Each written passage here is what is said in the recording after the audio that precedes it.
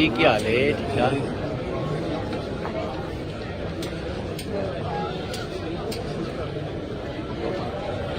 ادھر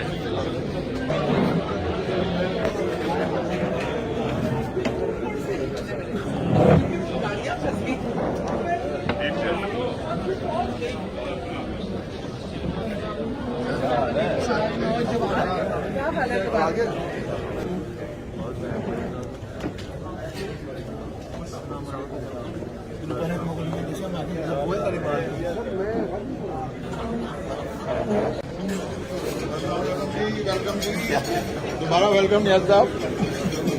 ڈابے والا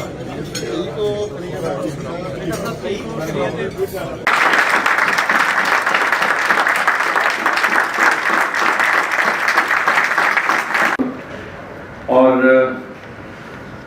آج کے ان تبدیلیوں کے نتیجے میں مرکز میں پاکستان تحریک انصاف کے پرویز الہی صاحب اسپیکر پنجاب اسمبلی، بشارت صاحب، یاسر اقبال، محمود رشید، سالدہ محبوب سلطان، حاشم جوان آباد، سینیٹر اعجاز چودھری، سکران خان صاحب ہمارے ساتھ مشکور ہوں کہ آج سے 3.5 سال قبل انہوں نے مجھے پنجاب کا وزیر اعلیٰ نامزد کیا اور الحمدللہ آج 3.5 سال سے اور میری جو بہنیں ہیں معزز خواتین